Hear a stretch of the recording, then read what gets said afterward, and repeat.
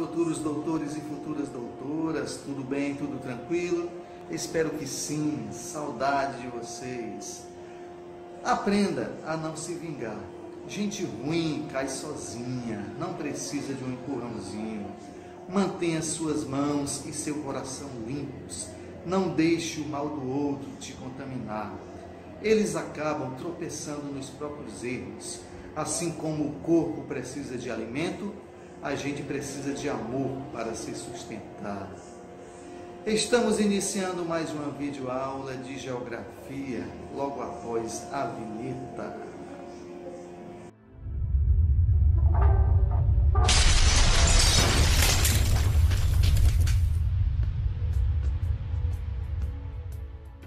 Ok, galera, nosso assunto de hoje é agropecuária, uma atividade muito antiga. O que é agropecuária? É o termo que se usa para designar o conjunto de atividades características da zona rural. A agricultura, que é a produção de vegetais úteis ao ser humano, e a pecuária, ou criação de gado.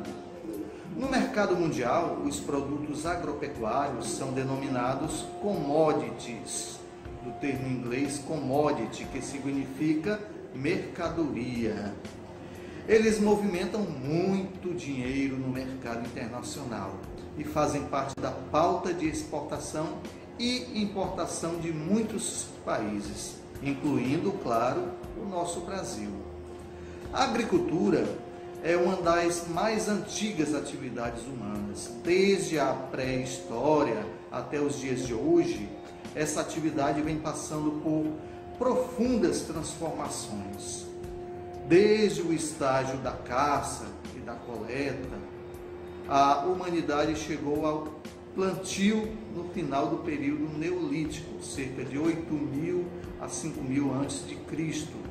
A partir desse período, galera, a agricultura foi desenvolvida inicialmente nas margens do rio Nilo, no Egito, do rio Ganges, na Índia, rios Tigre e Eufrates, na Mesopotâmia, e Yangtze, na China. Finalmente, com a agricultura e as primeiras domesticações de animais, teve início a transformação do espaço natural em espaço geográfico. Quanto à subordinação do campo à cidade, a Revolução Industrial, que começou no século XVIII, e, consequentemente, a Revolução Urbana, causada pela nova atividade econômica, foram as grandes responsáveis pelas transformações radicais ocorridas nas relações entre o campo e a cidade, e que se acentuaram no século XX. Um dos principais acontecimentos, galera, que contribuíram para essas mudanças foi o quê? Foi a saída de grandes massas de trabalhadores do campo para a cidade, em busca de melhores condições de vida nessas cidades. O chamado êxodo rural, que acabou acelerando o processo de urbanização da humanidade. A inserção da agropecuária na economia industrial, que subordinou essa atividade à cidade, podemos dizer que foi um aspecto fundamental dessas transformações. Nesse processo, galera, o campo começou a ser o fornecedor de matérias-primas para a indústria e, por que não dizer, de alimentos para a população urbana. Ao mesmo tempo, tornou-se o campo grande consumidor de produtos industrializados, como, por exemplo, máquinas agrícolas, pesticidas, os chamados agrotóxicos, vacinas e rações para animais. As indústrias também deixaram de ser exclusividade das cidades. Ora, elas passaram a ser instaladas também no campo, localizando-se muitas vezes em propriedades agrárias. São as chamadas agroindústrias, como, por exemplo, as usinas de açúcar e de álcool combustível, o chamado etanol. O agronegócio, ou podemos chamar de agrobusiness, é um conjunto de operações comerciais e industriais que envolvem a produção agropecuária. Esse agronegócio passou a dominar grande parte dessas atividades. A produção em grande escala tem como principal objetivo a exportação de produtos agropecuários. E as commodities são negociadas em bolsas de mercadorias e futuros, o que nós chamamos de BMF, que são situadas em grandes centros urbanos. A BMF mais importante e tradicional é a chamada Bolsa de Chicago, que determina cotações que servem de referência para os negócios colhem-grão, café, trigo, algodão, entre outros. As demais bolsas acompanham seus negócios durante todo o dia. Quanto à participação do PIB na força de trabalho, alguns países ainda buscam basicamente na agricultura, que representa uma porção importante do produto interno bruto, e mantém uma significativa população ativa no setor, embora sua grande maioria, esses países não façam uso de técnicas modernas. São, de modo geral, países não desenvolvidos, e países não industrializados, por que não dizer países pobres. Já em países de industrialização mais antiga, pode-se dizer que a agropecuária diminuiu a sua participação no PIB e a mecanização agrícola reduziu a mão de obra utilizada nesse setor. Entretanto, a produtividade e a variedade foram garantidas por técnicas modernas de cultivo e de colheita, o que ainda faz a agropecuária ser um importante setor na economia desses países.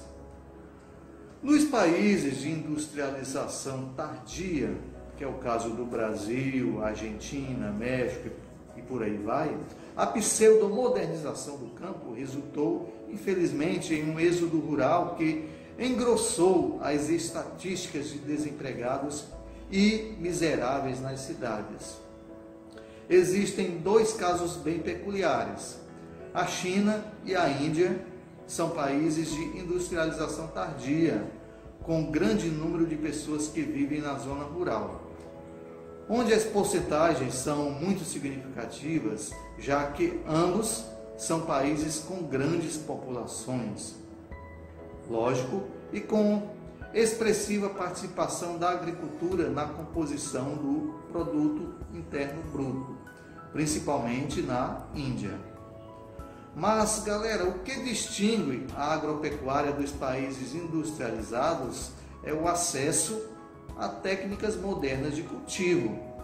Essas técnicas procuram amenizar a dependência desse setor em relação aos fatores naturais, como o clima, o tempo meteorológico, os tipos de solo, o relevo e as condições de acesso à água. Em parte, galera, o grau de dependência da agropecuária em relação a esses fatores, nós podemos dizer que está atrelado à disponibilidade de sofisticados métodos de cultivo.